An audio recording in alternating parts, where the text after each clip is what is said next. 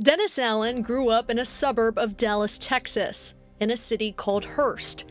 It's where he found his love for football, and at a young age, knew this sport meant more to him than just Friday nights at LD Bell High School. I wanted to be a coach from the time I was in 7th grade. When you were recruiting him around that age, who was Dennis Allen? He was probably kind of boring because he was mature beyond his years. I would say Dennis was quiet, kind of a student, academic type. Dennis is a lot more reserved, very matter-of-fact, pretty stone-faced guy. You know, he's got like a quiet confidence about him. One of the things that definitely drew me to him is how close his family is. Dennis and his wife Allison met in high school. Allison the cheerleader, Dennis the star athlete. And 26 years together in June, she says he's still the same guy she met back in 10th grade. Dennis picked up many of his traits from his parents, Grady and Kay Allen. Dennis's football background beginning with his father Grady, who was a defensive end at Texas A&M, later joining the A&M Hall of Fame, and played 5 seasons with the Atlanta Falcons as a linebacker. His dad was everything. He was everywhere. He never missed a practice, never missed a game. And I know when Dennis was younger, his dad coached all of his sports activities. You could always tell Grady was so proud of his son and really talked about him in every conversation. Dennis followed in his father's footsteps, heading south to College Station to play for the legendary and College Football Hall of Fame coach, R.C. Slocum. You know, you want to be sure on a guy like that to follow up on it, and sure enough, he was an outstanding player. I can remember going in his home, but when you go in there, you have, it's some guy. You said, do I want to take this guy for the next 4 years, possibly 5 years, and be responsible for him? Sometimes there are guys, when you go in there right off the bat, you say, man, I want this guy. This guy will help us be better. And Dennis was one of those kind of guys. Dennis knew at an early age that he wanted a future in coaching, and here at Texas A&M, it became clear, not just to R.C. Slocum's staff, but also his teammates, that he was destined for the headset. I distinctly remember, you know, a route tree or there's some bust and him walking over to a guy and telling him, you know, hey, you should have done it this way. This was your read. This is where the breakdown occurred. So, you know, that's not normal, but that was normal with him. And I think it also shows you that the other players respected his knowledge of the game because they have to be willing to accept coaching. Dennis's knowledge of the game and ability to read plays as they were happening paid off in a big way in 1993. The Aggies were hosting Texas to go to the Cotton Bowl, and Allen was still fighting to prove he deserved a starting role.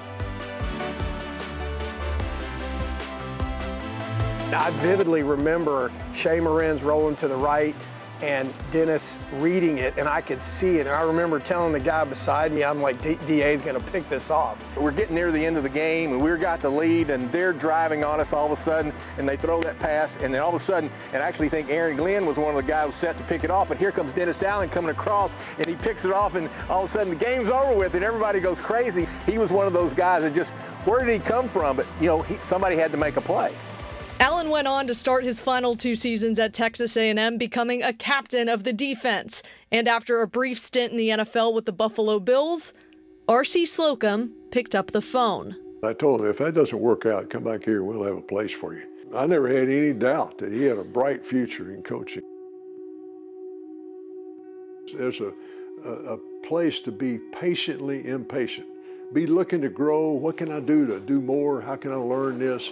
But at the same time, this is who I am. I'm a video assistant. I'm a graduate assistant. This is what my role is. Dennis had that all, he had that down. And there are not as many people willing to put in the time and put in the hours and grow in a profession. Dennis Allen has earned every opportunity he's had.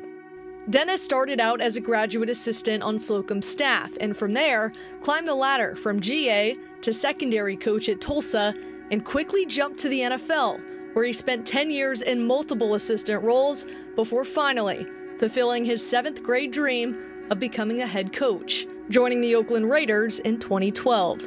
What was then a dream soon became a turning point in shaping him into the man he is today. Dennis Dennis went 4-12 in his first season. And in his first year, his father Grady suddenly passed away. We flew into Fort Worth. His dad was on, I believe, life support. The family had to make a decision. It was extremely, all of a sudden, unexpected, and it was just, just hit you out of the blue. 2 seasons later, Dennis was fired. He's taken everything that has come his way and has grown from it.